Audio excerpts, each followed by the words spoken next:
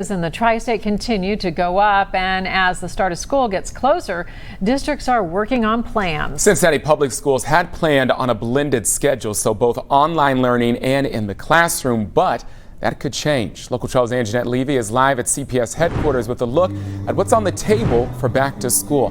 Anjanette, we see a crowd there behind you already.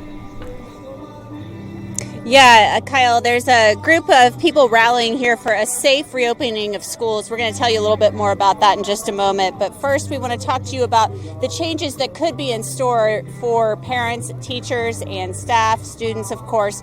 Here at Cincinnati Public Schools, everyone was preparing for that blended learning model where children would learn both in the classroom and at home remotely. But tonight, it's a very distinct possibility that the district could opt to switch to a remote learning strategy for the 38,000 students in this district. Now, CPS has a safety plan in place for the beginning of the school year, which includes all students and staff wearing masks, extra cleaning, things like that, plus social distancing. If Superintendent Laura Mitchell recommends moving to that remote model, that means students would start the year learning strictly from home. That's the way they learned at the end of last school year, and a lot of parents had concerns about that because it didn't go very well. Now, some parents and teachers also have concerns that there are too many cases in Cincinnati to bring everyone back into the school buildings. Teachers are also concerned there's not enough testing or contact tracing to know how bad the virus really is in our area.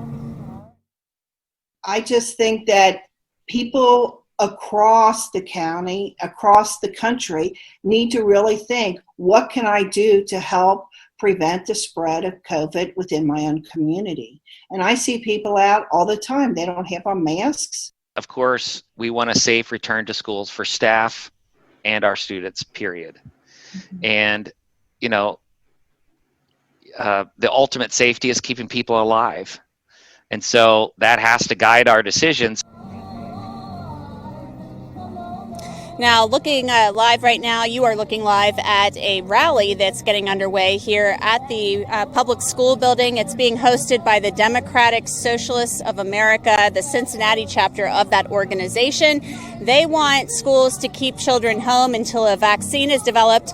The Cincinnati Federation of Teachers told us today, you know, they wanted to be clear they are not affiliated with this rally because they're not encouraging their members to gather in large groups. But we spoke with one of the organizers who said that some parents and teachers reached out to their organization and asked them to host this rally because they want classes to be held remotely until a vaccine is developed or until it's deemed to be safe enough for people to go back to school. So this has unfortunately turned into somewhat of a contentious issue. Obviously, it's getting to be that time of year when kids go back to the classroom. That's what they're used to. So, but it may not be possible in every area.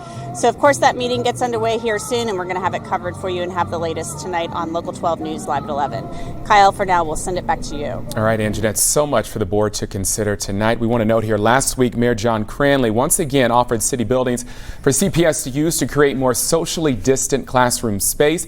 He's also waiving fees for zoning to public and private schools so they can set up trailers or tents to create more space.